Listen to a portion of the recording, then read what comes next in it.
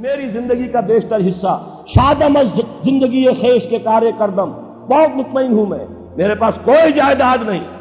ابھی میں ویزا لینے گیا تھا تو وہاں پر جو خاتون تھی ایک کینیڈا کی، انہوں نے پوچھا آپ کی آمد نہیں، میں نے کہا آئی ارن نتھنگ، حیران ہوئی۔ میں نے کہا اور بات سن لو، آئی اون نتھنگ، میری کوئی جائیداد نہیں، میری کوئی آمد نہیں۔ مرکزی انجمن خدام القرآن ہے، اس کے ایک کوارٹر میں رہتا ہوں، میری سہولتیں مجھے وہاں سے حاصل ہیں، 2 وقت کی روٹی یہ میرے بچے ہیں جو کنٹریبیوٹ کر دیتے اس سے میں کھا رہا ہوں، اس لیے کہ میرا ایک مکان تھا وہ میں نے بیچ کر ان کے لیے چھوٹے چھوٹے 3 کمرے کے 4 کوارٹر بنا دیے اور وہ ان کے نام کر دیے، میرے نام پر، میری بیوی کے نام پر 1 پیسے کی جائیداد نہیں، کسی کمپنی کا کوئی 1 پیسے کا حصہ نہیں،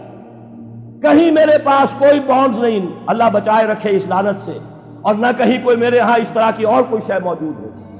ہاں بینک کا ایک اکاؤنٹ ہے، اس میں شاید 5-6 ہزار روپیہ میرا پڑا ہوا، اللہ خیر۔